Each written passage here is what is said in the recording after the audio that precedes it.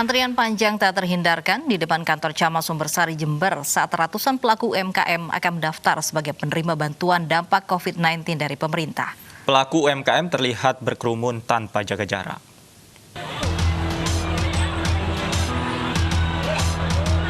Ratusan pedagang nampak memadati pintu masuk kantor Kecamatan Sumbersari. Meski masih pukul 4 pagi, mereka telah antri di depan pagar dengan maksud dapat dilayani pertama. Padahal, kantor Kecamatan Sumbersari baru buka sekitar pukul 7 pagi.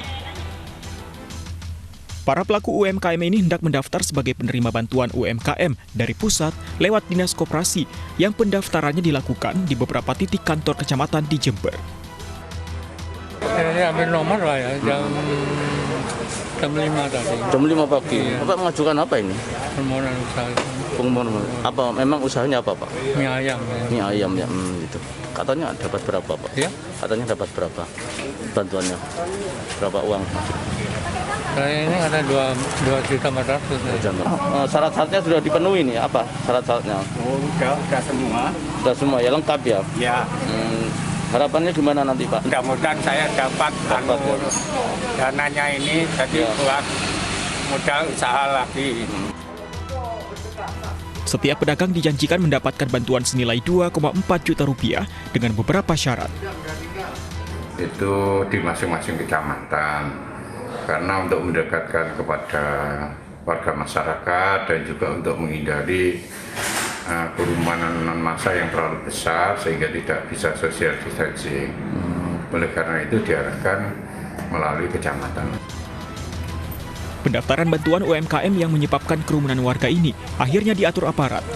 Aktivitas pendaftaran bantuan UMKM pun berjalan tertib dan menjaga protokol COVID-19. Dari Jember, Jawa Timur, Bambang Sugiarto, iNews melaporkan. Pertamina mewacanakan penghapusan bahan bakar jenis premium dan Pertalite. Meski menjadi konsumsi terbesar, dua jenis bahan bakar ini dianggap tidak memenuhi standar RON 91 sesuai Peraturan Menteri Lingkungan Hidup.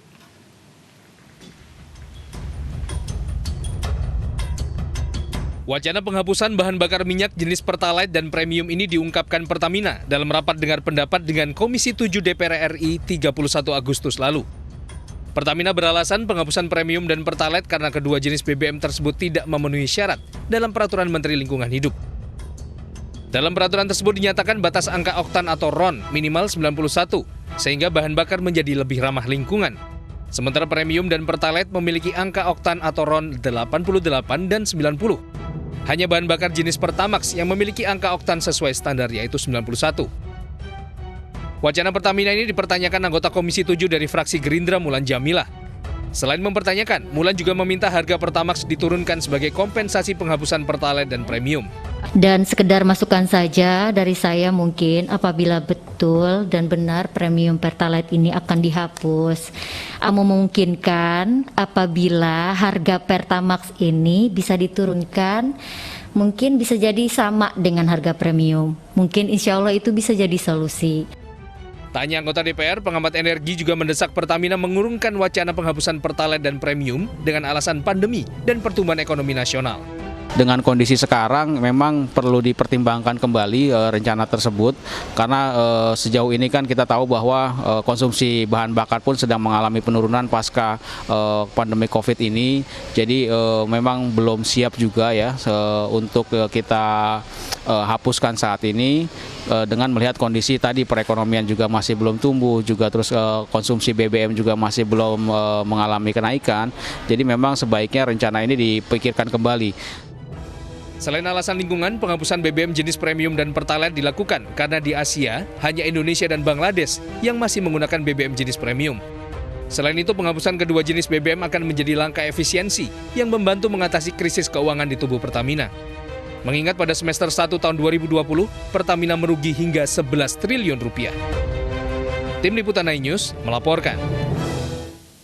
Wacana penghapusan BBM jenis Premium dan Pertalite ditanggapi warga. Mereka keberatan BBM jenis Pertalite dan Premium dihapuskan. Sementara faktor ekonomi menjadi alasan warga menolak wacana Pertamina. Oh, nggak setuju. Kenapa, Pak?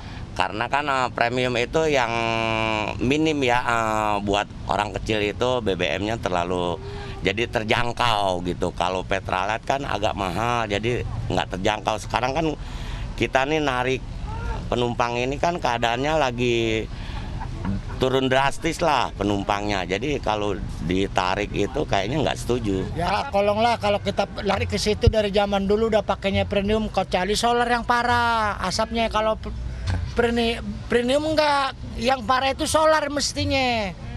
Jadi harusnya solar dulu yang dihapus. Iya, bukan premium. Solar, lihat tuh kalau di jalan tuh baju orang aja bisa sampai kotor. Bukan premium, itu salah pemerintah meninjaunya.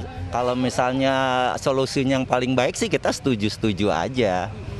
Terus misalnya apa digantinya dengan seperti yang sama, dengan harganya juga kalau bisa lebih murah tidak jadi masalah. Solusi buat alasan menurut saya kurang setuju. Soalnya kita yang kelas menengah ke bawah tuh masih banyak banget, masih membutuhkan banget itu. Mampu jelas kurang mampu, apalagi sekarang ini selama ada corona lebih parah lagi.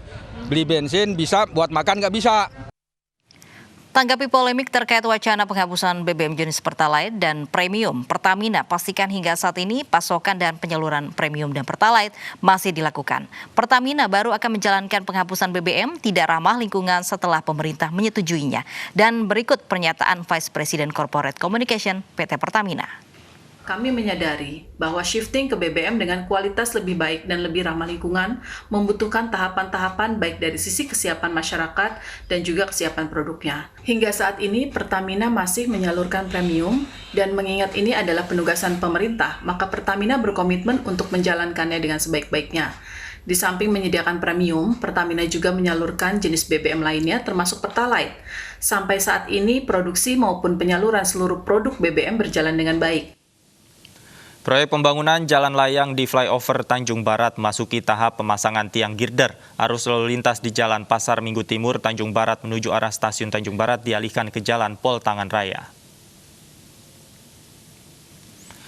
Pengalihan arus lalu lintas diterapkan selama 2 pekan ke depan, tanggal 1 hingga 14 September. Pengalihan lalu lintas terjadi karena pengangkatan girder untuk pembangunan jalan layang Pasar Minggu.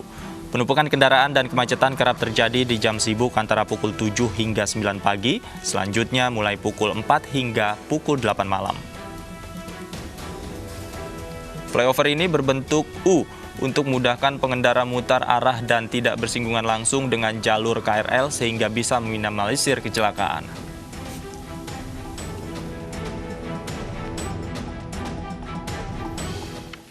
Dan untuk mengetahui suasana arus lalu lintas di sekitar flyover Tanjung Barat, kita bergabung dengan Hasbiaullah di sana. Hasbi, apakah pengalihan arus lalu lintas ini berdampak pada kemacetan pada siang hari ini? Oke. Ya baik Lovi dan juga Davis, sejauh ini kami belum melihat adanya kepadatan arus lalu lintas maupun juga pertumpukan kendaraan di siang hari.